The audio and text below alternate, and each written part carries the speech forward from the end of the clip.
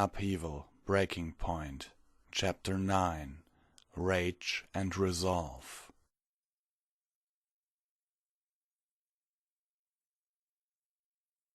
The loud music that came from Sugar Cube Corner neither surprised nor disturbed any pony in Ponyville.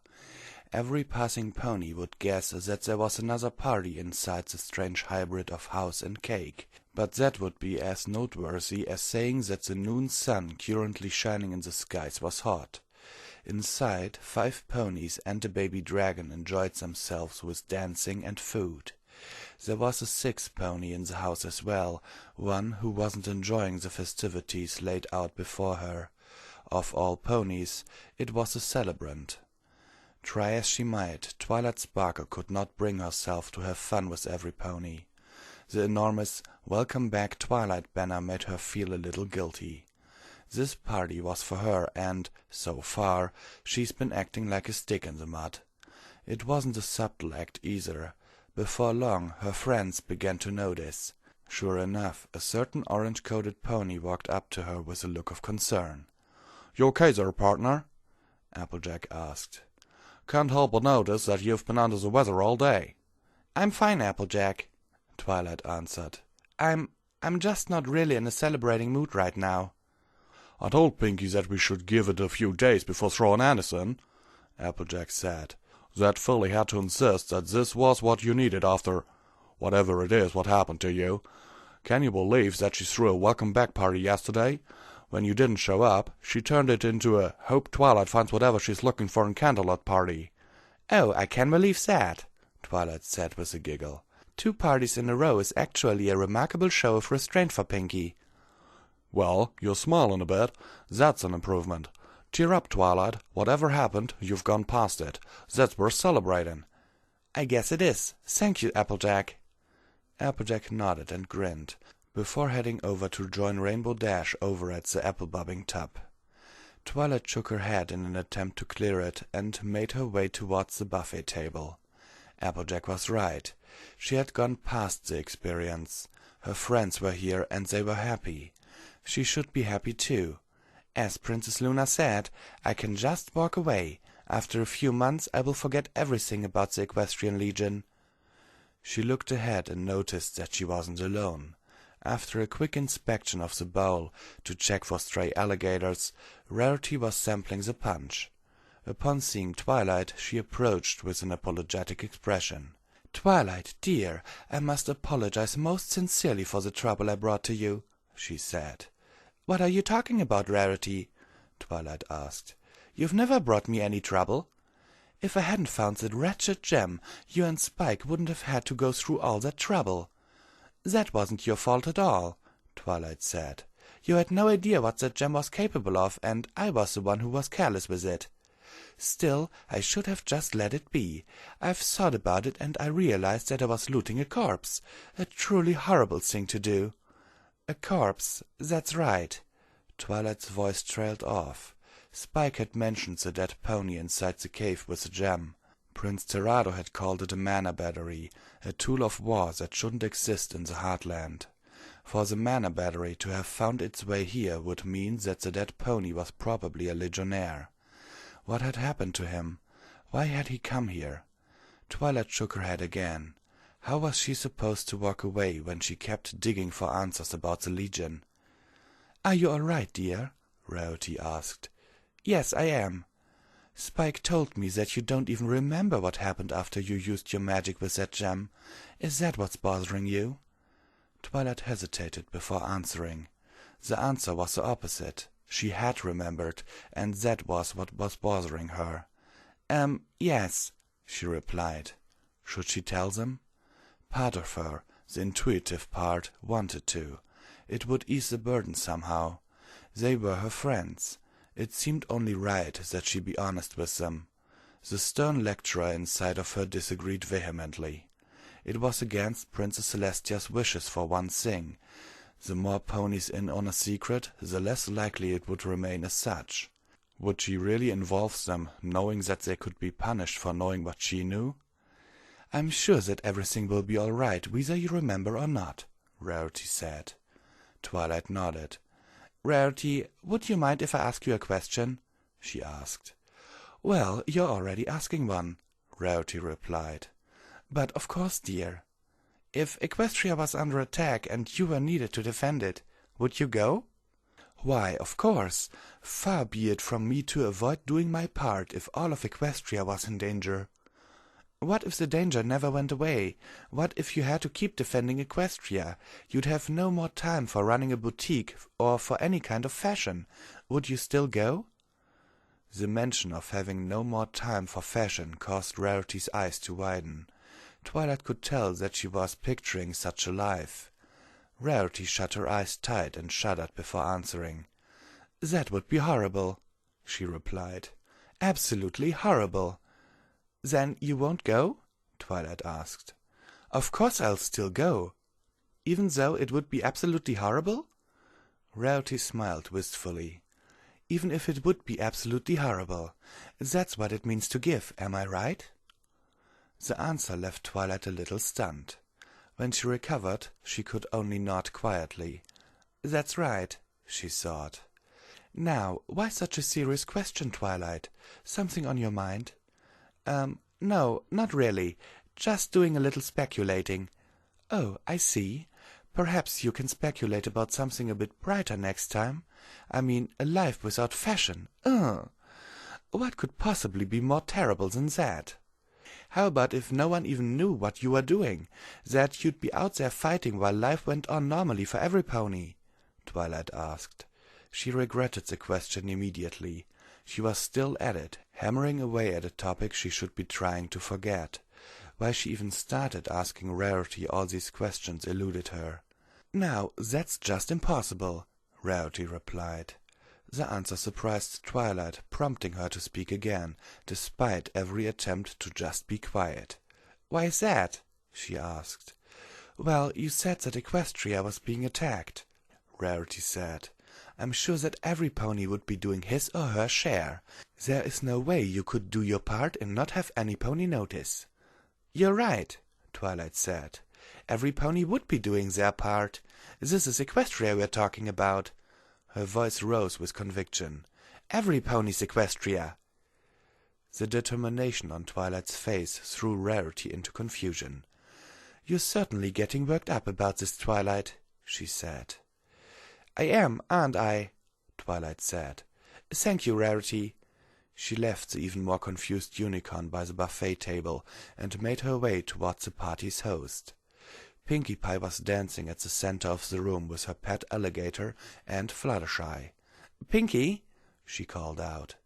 Pinkie looked over at Twilight's direction and gave an excited wave, all without missing a beat with her dancing. "Having a great time, Twilight?" she asked. "I am," Twilight answered. She was sincere when she said that this time.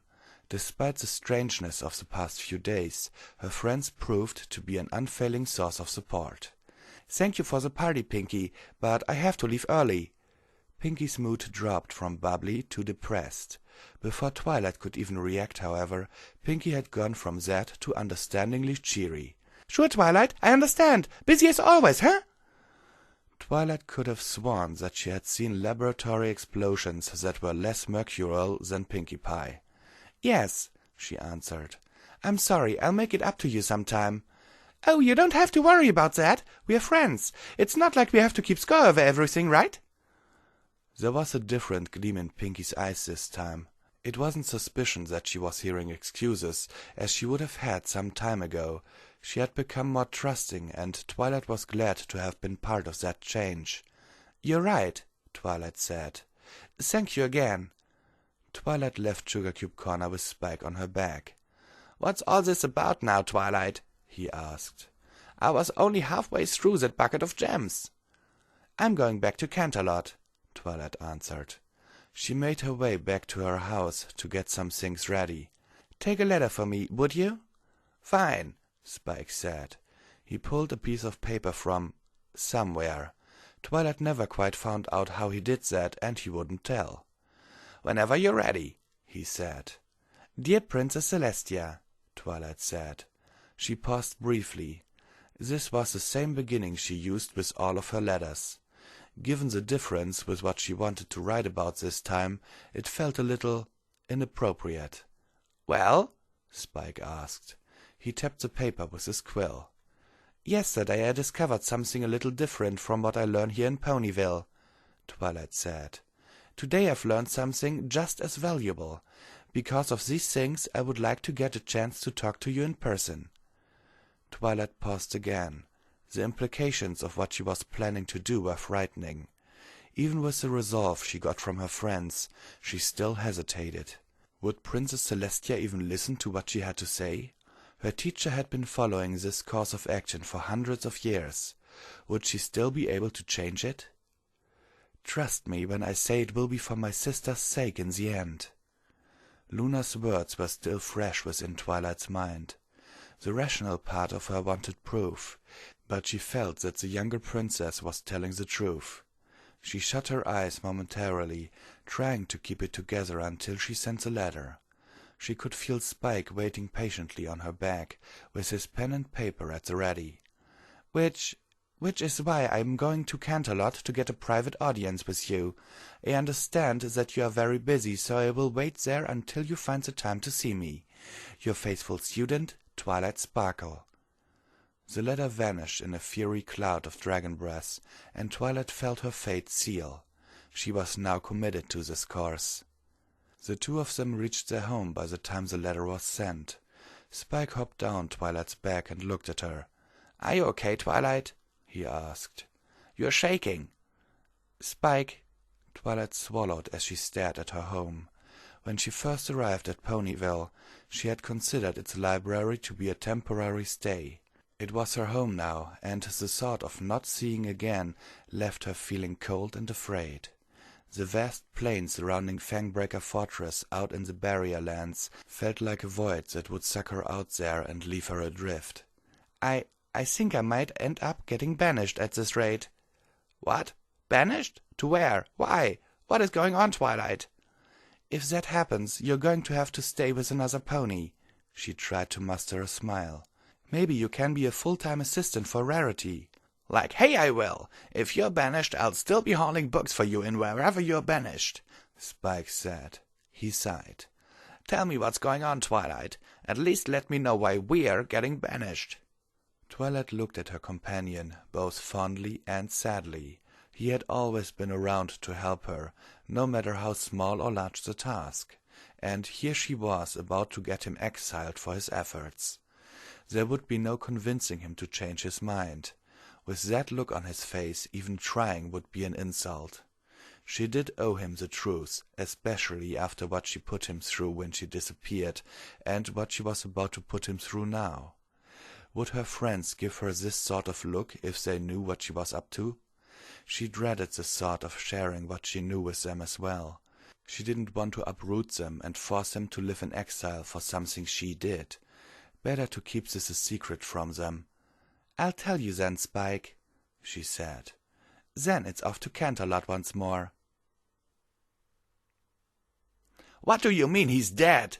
Scarlet Rabbit's cry of surprise and disbelief turned several heads from passing legionnaires. Even Pyavella was a little startled, even though she had been expecting this kind of reaction. A day had passed since she left Vanguard's body in the middle of what should be a wolven-infested area by now.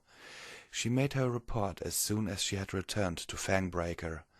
Before a composed and grim Commander Dreadstep, she had explained the mission's failure. She reported that their squad had run into an ambush by advanced wolven troops before they could even reach the location. She was particularly solemn while she reported how Captain Vanguard Clash died a hero by letting them all escape while the wolven piled up on him, and how the main wolven army will likely begin its attack in a few more days. Pyavella had no problem calling the stallion she had just killed a hero. He had died trying to protect Fangbreaker Fortress and prevent what he believed was a needless waste of pony lives. He was noble to the end. Misguided, but noble. It was still something she could respect. Commander Dreadstep had not betrayed a single hint of emotion when she finished her report. He gave his condolences and asked that Vanguard's family be informed. Blademane had volunteered to tell Vanguard's mother, while she talked to Sharpfangs. Vanguard's father had also taken the news stoically. "Expecting tears, Captain Pyreveller?" he had asked. "My son died fighting for the Legion. I'm a little envious at the moment." Pyreveller had to admit that she was a little envious too. Still, she knew that she was going to do the same soon, even if no pony will acknowledge her as they now acknowledged Vanguard Clash. She also didn't fail to notice the title that Sharpfangs addressed her with. For the remaining few days of her stay here in Fangbreaker Fortress, she would be captain to 2 ponies. Her first and only act would be to ensure that the fort fell to its woven attackers. One of her subordinates, however, was reacting to her news much more badly than its previous recipients. With Blademane back at her side, she had delivered the news to Scarlet Rabbit. He had been back long before they were, having completed a day's flight to Bastion City in a matter of hours. "That's impossible!" Scarlet cried out. "He's the captain! The captain doesn't die in a random encounter! You've made a mistake, and I'm going to check it out myself!" Blademane rushed forward and held on to Scarlet before he could fly off. "The Wolven have already overrun that place," Pyre said. "You'll have bolters on your flanks the second you got anywhere near it." "The captain will keep them off me while I extract him! Let go, Blademane!" "Scarlet, Vanguard is dead. There is no mistake." The Pegasus squirmed to free himself, but Blademane was the bigger and stronger of the two of them. "I understand your pain," Blademane said, "but deluding yourself will help no pony." "You understand nothing," Scarlet snarled as he struggled harder. "The captain's gone, and you're having about as much a reaction as a bar of soap. Pyre is alive and kicking, so big shock that Blademane doesn't give a crap about anything else." Blademane hurled Scarlet to the ground and stepped on him with his front hoofs, pinning him in place. "You will discipline yourself," he said. "With or without Vanguard Clash, we are still legionnaires." Scarlet pushed the hoofs aside and stood up. Without meeting either Pyre's or Blademane's gazes, he walked away. To Stormbrews, Pyre noted. "Try to keep him from getting too rowdy," she told Blademane. He nodded and followed the Pegasus, leaving Pyre alone to take care of important matters. First, she had to talk with the ponies who were planning to sabotage the fort's defenses. They had to be informed that she was going along with the plan and taking over what Coldhoof had failed in. That involved convincing them that she wasn't there to round them all up and have them executed. Then there would be the actual work of getting things ready for the woven attack. "Sounds like a lot of work to set up a stage where you can martyr yourself." The voice jolted Pyreveller out of her thoughts. Its soft and oily tone seemed to settle upon her being. She looked around and saw only the fort's ponies going about their businesses. The impending attack had every pony on edge. She shook her head. Was she hearing things? Were the things she had done already taking their toll on her psyche? "You've murdered your oldest and dearest friend because he was going to stop you from killing hundreds of your brethren. Did you really have to ask that question? Who are you?" Pyreveller whispered as she rounded the corner of one hall. "My conscience?" She smiled wearily at the suggestion. "You're a little late. Vanguard could have used you." "Conscience is an excuse, a boring, fearful excuse.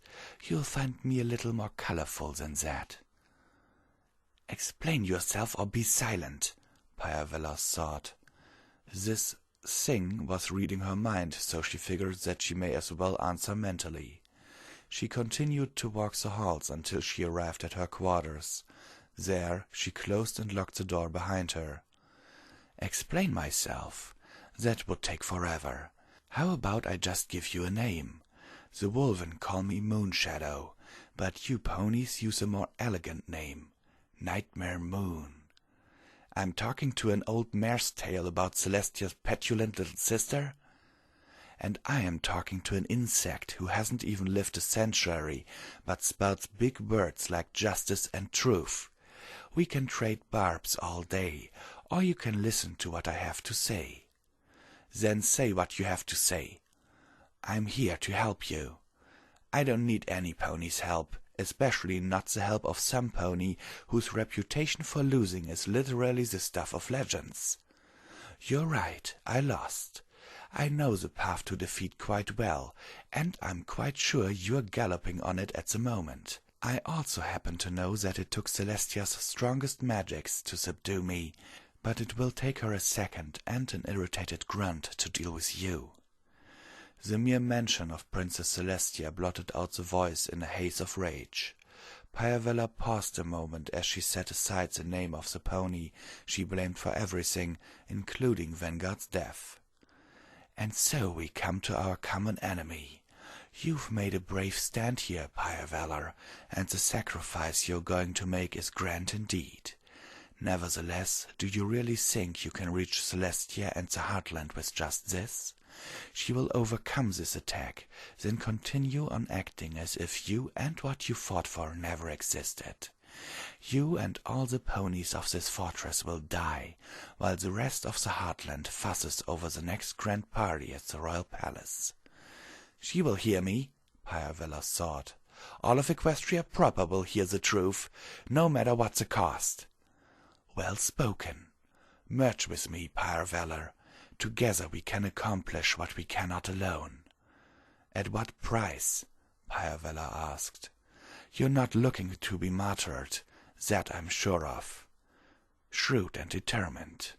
You want to threaten Equestria to force it to acknowledge the truth. I want to tear it apart completely. You place your faith in the Legion's ability to eventually win despite setbacks. I place my faith in being able to destroy it utterly. I'm not asking for a prize. I'm asking that we make a bet with the fate of Equestria at stake.